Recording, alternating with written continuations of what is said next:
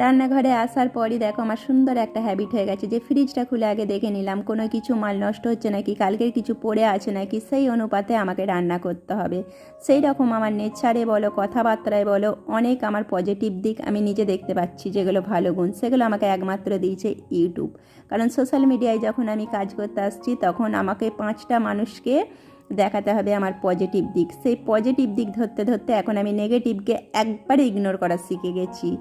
দেখতেই পাচ্ছ তোমরা, এইগুলো শুধু একমাত্র আমাকে ভালো দিকটা দিয়েছে ইউটিউব। সেই জন্য আমি সব সময় তোমাদের পজিটিভ দিক ধরে থাকি। আর পজিটিভ করতে করতে দেখো আজকে অনেক অনেক 90% আমি দেখতে পাচ্ছি। আর ওইদিকে আমার রান্না হচ্ছে, রান্না হতে হতে এদিকে আমি ডাস্টবিন বালতি চেঞ্জ করে দিলাম। আর যে কটা ধোয়ার সব আমি কলতলায় বার করে দিয়ে এলাম। আর তারপরে সকালে যে মশলার জায়গাগুলো ধুতে দিয়েছি তার ছোটো ছোটো কৌটোগুলো এখন আমি থালাতে নিচেই নামিয়ে রাখছি।